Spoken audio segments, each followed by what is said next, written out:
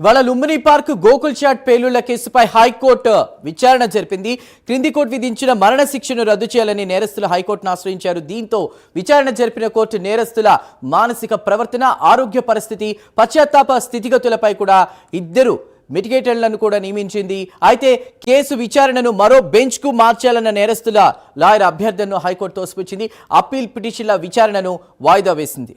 Right, ఇదే అంశంపై మన డీటెయిల్స్ మా ప్రతినిధి కుమార్ని అడిగి తెలుసుకుందాం. కుమార్, నేరస్తుల మానసిక ప్రవర్తన, ఆరోగ్య పరిస్థితిని బేస్ చేసుకుని కూడా ముందుకు వెళ్లే దిశగా కూడా మిటిగేట్లు కూడా నియమించినట్టు తెలుస్తోంది హైకోర్టు. ఏంటి అప్డేట్స్ ఏంటి? Thank you Chandu. హైకోర్టులోని ఏదైతే లుంబిని పార్క్ అలాగే గోకుల్ చాట్ పేలుళ్లకు సంబంధించి ఈ కేసు విచారణ అయితే కొనసాగింది. ముఖ్యంగా 2022 సమయంలోని అయితే ఏదైతే ఈ గోకుల్ చాట్ అలాగే లుంబిని పార్క్ పేలులో అనేక మంది అమాయకులు ప్రాణాలు కోల్పోయారు.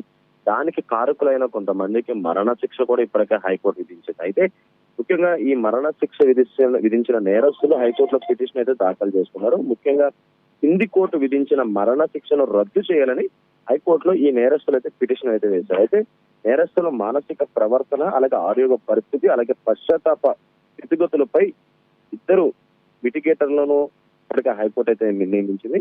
అలాగే కేసు మరో బెంచ్ కు మార్చాలని నేరస్తుల అభ్యర్థన కూడా చేయడం జరిగింది. ఈ నేపథ్యంలో దానిని ఇప్పటికే హైకోర్టు కూడా తోసిపుచ్చింది.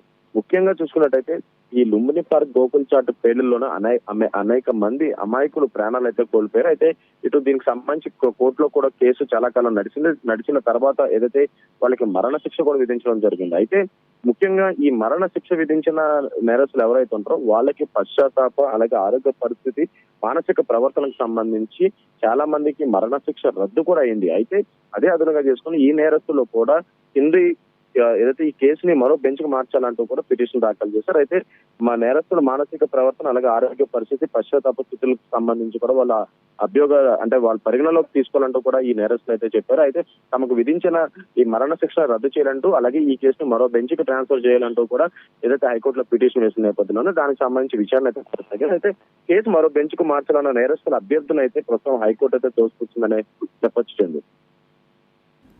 Right Kumar, thank you.